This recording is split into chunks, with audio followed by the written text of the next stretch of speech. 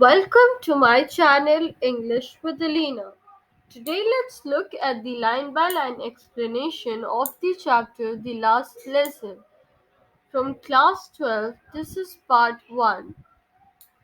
In this part, I will be covering the summary and here you will get the keywords in order to enhance your vocabulary.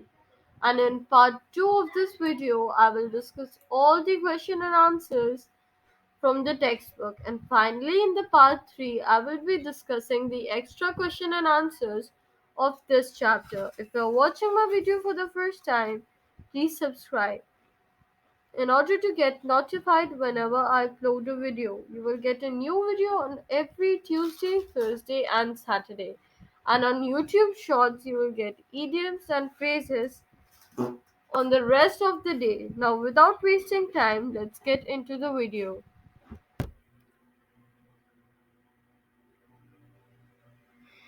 The Last Lesson by Alphonse Daudet. The Last Lesson is written by Alphonse Daudet. 13 May 1840 to 16 December 1897. He was a French novelist, a short story writer, a playwright, and a poet. His wife was Julia Daudet, a Mastani, and he had three children. Let's look at the background of the chapter. The last lesson is set during the Franco-Prussian War, 1870 to 71, where France was defeated by Prussia, Germany, and by an order from Berlin that German language instead of French to be taught in the schools of Alsace and Lorraine. The last lesson described the feelings of French teacher M. Hamel and his student Franz when they get to know about it. Now let's look at the summary. Franz was afraid of going to the school as he had not learned the participle. He wanted to enjoy the beauty of nature. Francis scared of going to school that day as his French teacher, Mr. Hamel, had announced a test on participles which he has not learned. Although Franz wants a day out of school and enjoy the beauty of nature, the bright sunshine, the birds chirping in the woods, but eventually plans to go to school. The bulletin board in the town hall and all the bad news of lost battles, the drafts, and other of commanding officers, etc. This time, when he saw a crowd in front of him of the hall, he wondered what it could be now. On the way, he passes through a town hall and see the huge crowd around the bulletin board. He does not stop as bulletin board served all the bad news, lost battles, the drafts and orders from the commanding officers. When he reaches the school, he notices some changes in the school. The changes he noticed are instead of noisy classroom, everything was quiet as Sunday morning. All the students were already in the classroom. Mr. Hamel, the teacher, did not scold him and told him very kindly to take a seat.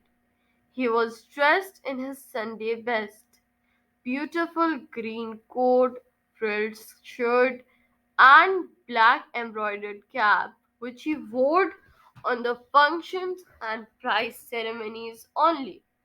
Villagers occupying the last benches, old Hosser, former mayor, and postmaster were also there to pay tribute to M. Hamill for his 40 years of sincere service and also express their solidarity with France. M. Hamill made the announcement that this would be the last French lesson. It was a thunderclap for France when he realizes that what was put on the bulletin board. Franz could not believe that it would be his last lesson of French language. M. Hamel made the announcement that this would be the last French lesson.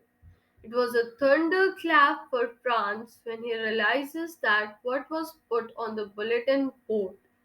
Franz could not believe that it would be his last lesson of French language.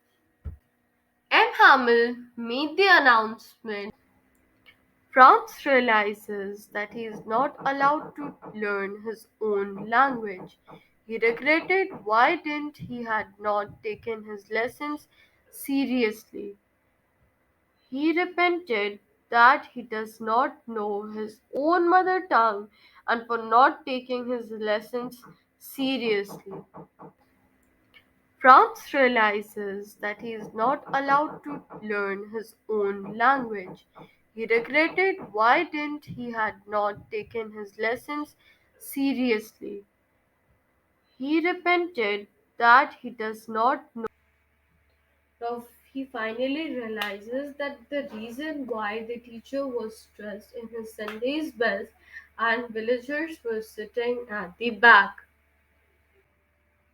M. Hamill realizes that all three, the children, the parents, and he himself, are to be blamed for losing respect and regard for the mother tongue.